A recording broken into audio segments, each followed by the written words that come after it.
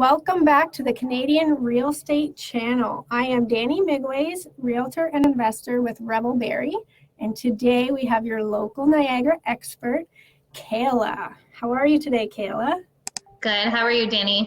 I'm very good, thank you. What do you have for us today? So I dove a little deeper into the stats. I feel like it's a necessary thing right now, given the market's a little bit different than it was. And then I pulled some news from the Niagara region, a property, and then also a new magazine out of Welland, which has a lot of information in it. So I will jump right in here.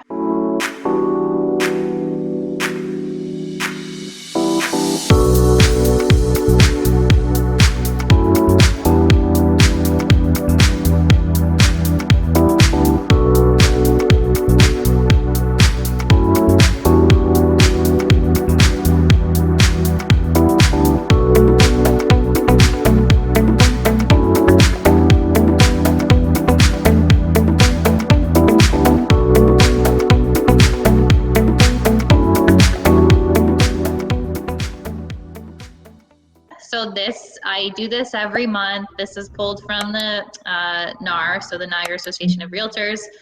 They put out a little blurb. So residential home sales activity recorded through the MLS system for the Niagara Association of Realtors totaled 410 units in October 2022 compared to the 774 units in October 2021. In October, NAR listed 1,038 residential properties compared to 865 in 2021. The average days it took to sell a home in October 2022 was 44 days compared to 19 days in October 21. I'm going to touch on this after. Month over month, real estate has shown a small decrease in the benchmark price. And then it just goes on to say that unit sales were slightly higher when compared to September, which may be an indication of a trend towards stable pricing and sales in Niagara. Ooh, exciting. Lots to look forward to. Yay, hopefully. All right, so year over year, exactly what they just said, from that number of new listings, 865 to 1038, number of sales, kind of the opposite, 774 to 410. And then you can see the benchmark price is down, but not by a ton year over year, 680, 600 to 653, 500. And it's not super substantial. And that average days on market from 19 to 44, I would say that's substantial, but I'm going to touch on kind of the difference between the median and the average, because the median takes out the outliers, which does change that immensely. A few notables that I thought were interesting was just Thorold, the number of sales in 2021 at 37, and the number of sales in 2022 at 9. Wow. Yeah, despite the fact that there was, an increase still. And then there's a few other drastic increases there, or decreases, depending on which one you're looking at. But let's go month over month, because I think it's a more telling picture. So month over month, you can see the number of new listings is slightly down and sales are slightly up. Obviously just by 11, but still good to see. Yeah. And then that benchmark price had come down just a tad from 661,900 to 653,500. So again, kind of the same picture across the board, where some cities did have less listings, some had a few more, and then you have those sales across the board kind of up and down depending on what city you look at.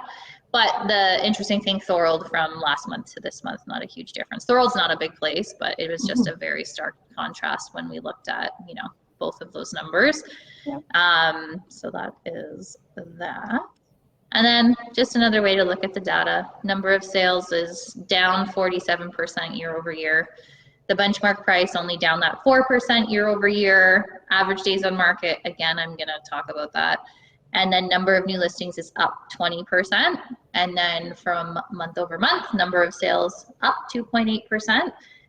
Price only down 1.3%, which could also just be, what type of houses sold and the prices of those. So it's not super significant in terms of pricing. Average days on market, again, I will talk about that. And number of new listings down by 11.8%. Wow. that is the data kind of year over year and month over month. Is this similar to what you're seeing? Yeah, so we out in our way, we had a lot of new listings compared to last year, like significantly. Right. But our sales are down. So, and again, staying on the market much longer than last year. Same type of deal across the board, I think. Okay, so I just wanted to show this. So this is the number of new listings since 2019. So over the past 3 years. And I just wanted to show that we're still kind of following a trajectory that seems pretty normal over the past several years. And you can actually see just like a slight uptick. And then we're actually on our way down, which is what they were saying. So we were way up and we're on our way down, but we've seen that obviously not exactly the same, but it's been kind of the same pattern over the last 3 years. Yeah, and I think it's great for people to see that because everyone's so focused on COVID and then now, right? It seems so drastic and they're forgetting that there was life before COVID, right? Yeah, feels like a long time ago, but there definitely was. Yes. And yeah, so that's why I wanted to show this, just because I think it's good to exactly what you said. Remember that these things weren't completely abnormal prior to the market going wild and then obviously coming down at a pretty fast pace. And then to that, so the days on market stats, so we are obviously going up, but this is the median as opposed to the average. Right. And you can see we're sticking right around 28. So by taking out those outliers of, the houses that either sell the first day or take, a bazillion days to sell because either they're super expensive or they're overpriced or they're falling apart. Like there's a bunch of different reasons. By removing those, we're actually quite a bit under that 44 days on market, which I think is kind of significant when people are, it's also very helpful when people are selling their homes, because I think there is an expectation that, we knew in January, February that houses were going to sell in 5 days because people were holding offers. Yeah. This is the new normal. So if your house is sitting for a little bit longer, that's fine. That's okay, because it's normal. You're following the trajectory of every other house. Yeah. And so it's always good to it's always good to readjust your expectations, right? Those were the expectations in January, and now this is the expectations for November, December, probably January of 2023. Yeah, absolutely. And I think, again, like people need to remember too, like there's seasonality that plays into this. This is when the market tends to kind of cool off a little bit. Investors, keep your eyes open, because this is also a very good time for that. But people tend to not want to buy and sell or move during the holidays, so things start to slow down a little bit. Yep. So, and then percentage of list price. So obviously this is going to look this way for several different reasons. But you can see where we are right now is not too far off where we were in 2019 when things were priced, similar strategy. Yep. When we were here, things, besides the market being obviously very, very busy and active, everyone was pricing low to get multiple offers because that was the strategy that was working at the time. Now people are pricing more appropriately, usually like a little bit above what you're expecting to get, with with the notion that people are going to come in maybe a bit under. So percentage, I believe it was sitting at 96 or 95, sorry. And the interesting thing about this is I just want to remind people that you can negotiate. Don't think that it's the same as it was. There is a lot of room to negotiate, and I'm going to show a deal specifically for that reason. And again, this is the average this time, just because it takes into account all the properties, but there is room to negotiate, and I would argue even more so than what this is kind of depicting. The deal. So I wanted to show this for several different reasons. So I bought this.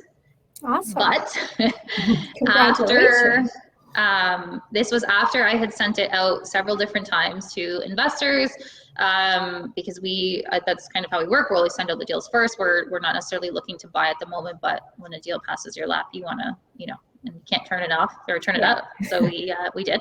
So a few different things here. To that point about the listing price versus the sale price, this started at $549. it went to 459. We bought it at that price, and ended up negotiating down to 411. So this property is very interesting for several different reasons. It's on a double lot, which you can kind of tell. And it is, so the house itself is 2,120 square feet, but there's also that 2-car garage in the back that does have water, hydro, gas, all that good stuff. Yeah, so the reason why I think that no one was interested in this is it is a heritage house. Okay. And that is enough to scare a lot of people away because it does come with its own implications. But I wanted to kind of highlight this, that not every heritage house is built the same, meaning that there's not the same sort of rules with everyone. Yeah. So this one, it's just the exterior and the front porch. So it's pretty easy to work around because the exterior is actually pretty cute already. Yeah, I was gonna say, it looks adorable. Yeah, and it's the interior that needs to be renovated. And we were aware of that when we bought it. And this is like a second from downtown Thorold. Again, Thorold's not all that big, but, and I believe the lot is 79 by 130. So it's quite large. And the average price per square foot right now is in the 400s, low 400s across the board. And that's in even the less expensive cities. And as you can see, we got it for 193 a square foot. So I wanted to point this out because there's so many different things. Just make sure that if you have questions, because I've talked to a few investors that were like, oh, we kind of thought about this, but we didn't know enough about the historic designation or whatever. You can put a condition to explore that. That's what we did. Awesome. And that's how we were able to get this information to understand better, kind of what we were looking at.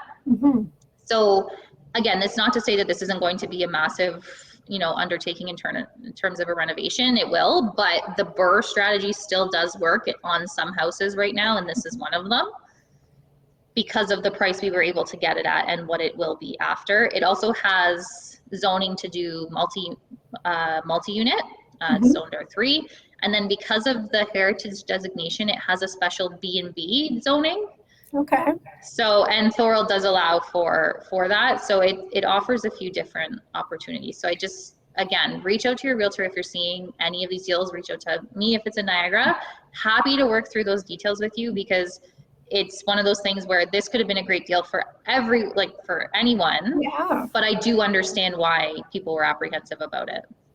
Yeah, no, for sure. I was actually going to ask about, because that garage has heat and hydro and water, with it being a heritage home, but I guess because it's zoned appropriately, that you can make that an extra, possibly garden suite or unit or...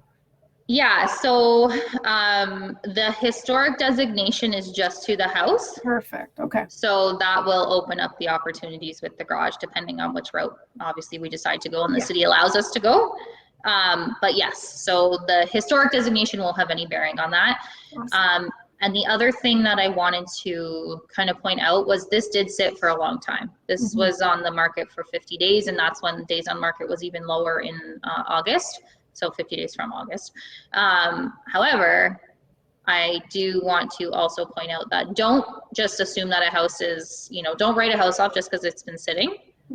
It could have been something as simple as, again, this heritage designation or renovation that is the reason it's sitting, especially right now, because people have more to pick from.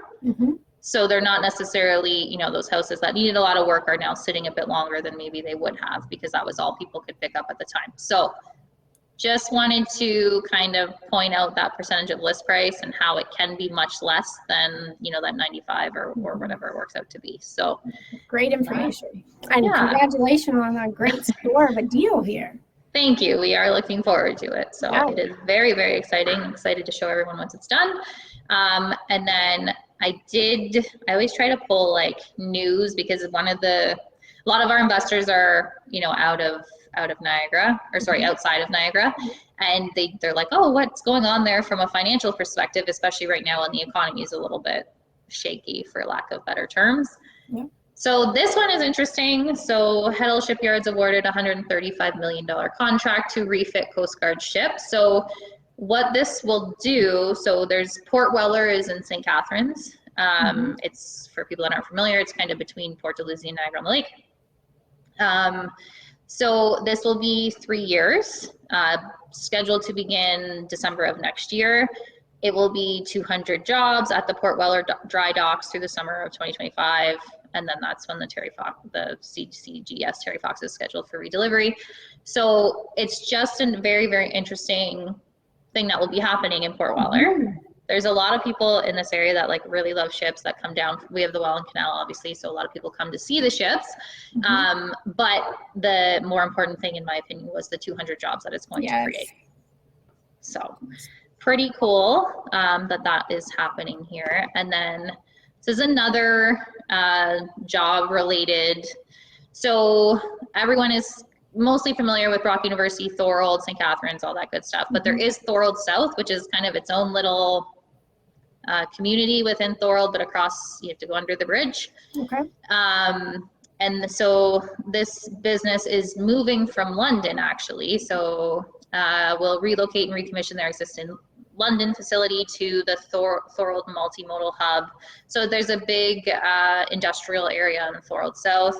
And the idea is that it will contribute to lower carbon economy by, they're obviously going to bring with them a bunch of solutions, but with this will come jobs, of course.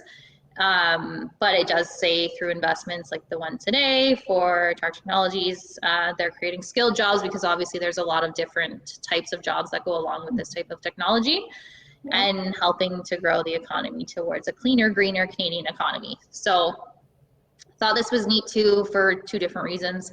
But there is this industrial area in Thorold that's kind of been underutilized for quite some time. And the previous economic director did a lot to bring in different businesses to make it, make great use of it. And I feel like this is just kind of a testament to that. So more, more high paying skilled jobs. So that is great. And it came through a grant or a fund. So that's also helpful. Yeah. And then the most exciting on the job front, in my opinion. I love Dillon's.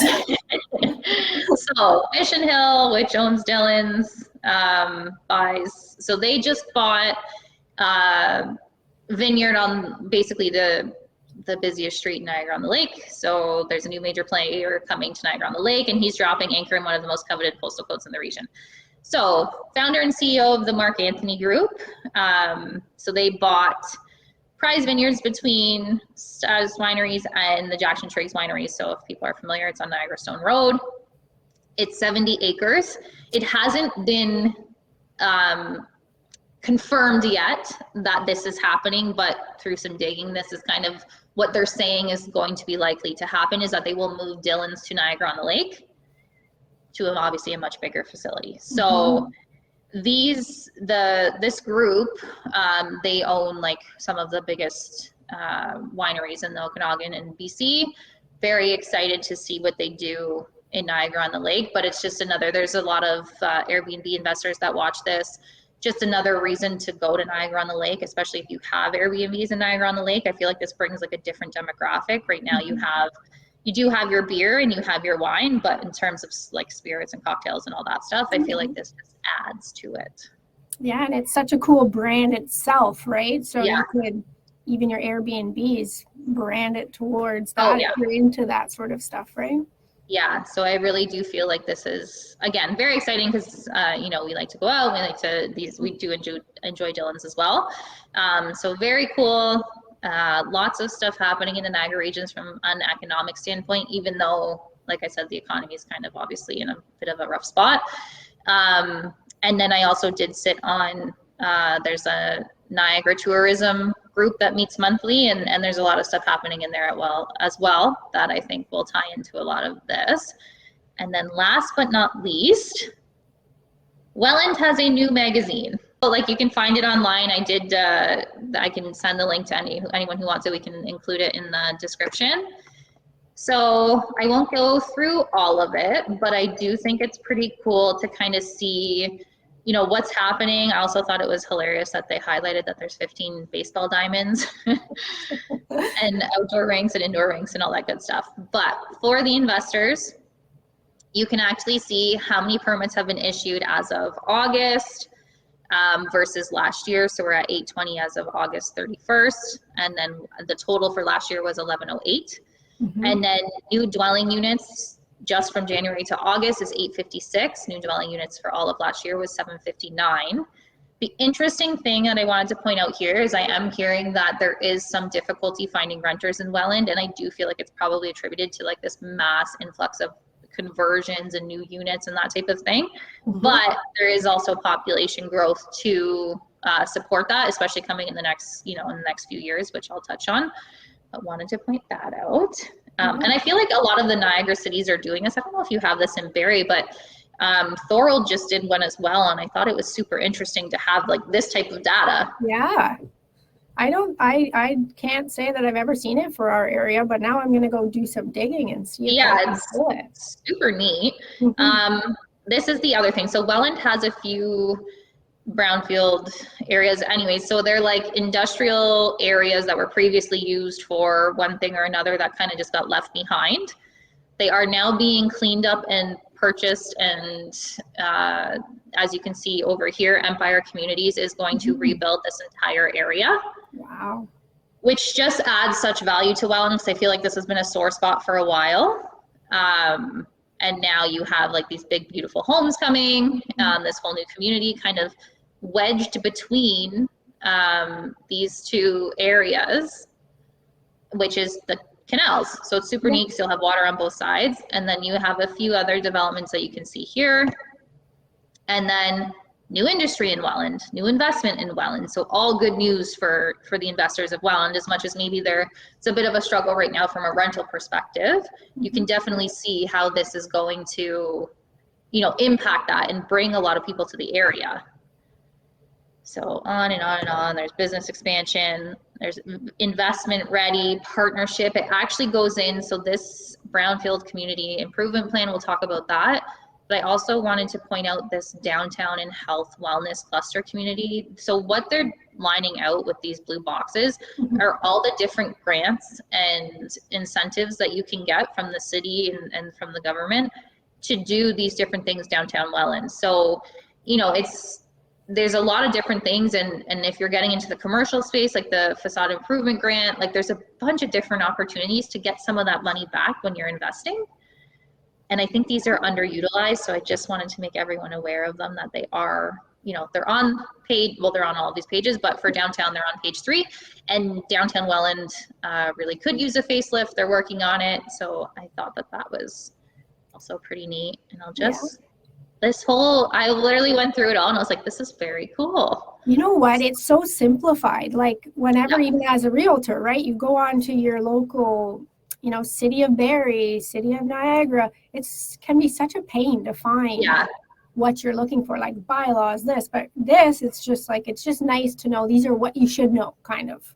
Yeah, absolutely. And it has like all the information, like if you're thinking about investing in Niagara and you're not familiar with Welland, this is a great way to familiarize yourself with what they have to offer and what's going on in the city. So highly recommended. Like I said, we can pop the link below when it's posted. And yeah, that's it for today. Oh wow, I can't get over the magazine. I think that's such a cool idea for a town to do, for sure. Yes, it is very, very helpful, and happy to share. Like I said, I just happened to come across it today. There is a great website for anyone that's looking for this type of information. It's the Niagara Canada. If you just Google Niagara Canada Economic News, you'll find all of this. This is where I get it all the time, and that's where this magazine came from as well. Awesome. So Kayla, how can they find you or reach you or get in contact with you? So on Instagram, it's agent.KaylaS. My link tree is there. You can book a call. You can reach out to me on Instagram. Happy to chat. Just definitely reach out. Excited to hear from anyone that's looking to invest in Niagara. That is awesome. Thank you so much, Kayla. Everybody watching, don't forget to like and subscribe to our channel. And that is all for today. Thanks so much. Thank you.